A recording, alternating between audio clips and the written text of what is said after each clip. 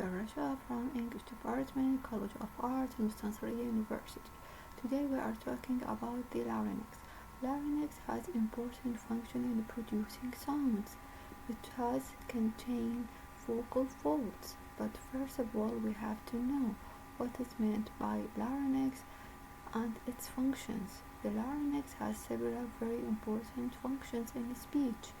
It has anatomy and physiology that help us in producing sound. The larynx is in the neck. It has several parts. Look at the diagram below. Its main structure is made of cartilage, a material that is similar to bone but less hard. If you press down on your nose, the hard part that you can feel is cartilage. The larynx structure is made of two large cartilages. These are hollow and are attached to the top of the trachea. When we breathe, the air passes through the trachea and the larynx. The front of the larynx comes to point, and you can feel this point at the front of your neck. Inside the box, it means the larynx, made by these two cartilages, are the vocal folds.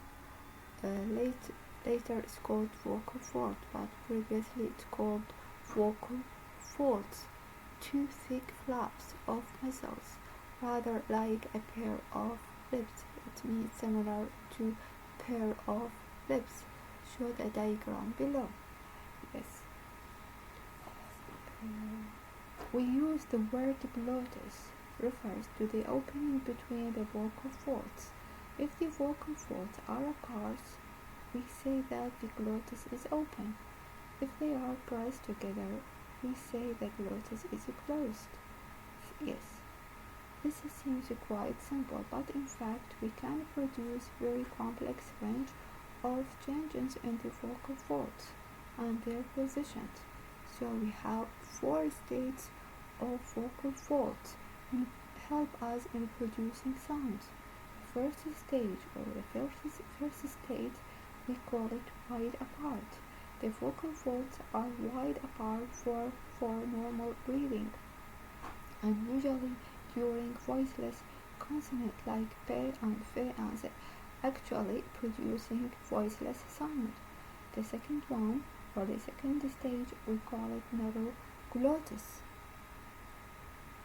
Narrow glottis is if the air is passed through the glottis when it is narrowed, as in the figure. It results fricative sound, for which the symbol is he. We call it voiceless glottal. The third one, position for vocal fold vibration.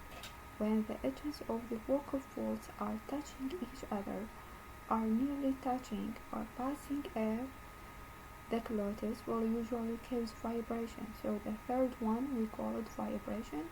Produce vibration voice sound.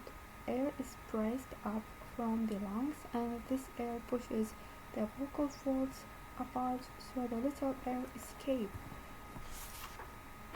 The fourth one, the vocal folds tightly closed.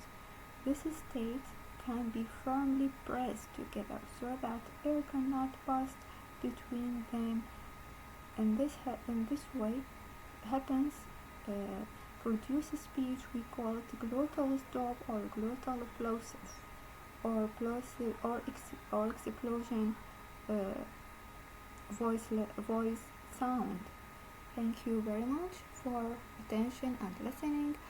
I hope this information help you to understand about the importance of the larynx and its 4 states in producing sound. Thank you very much. Good luck.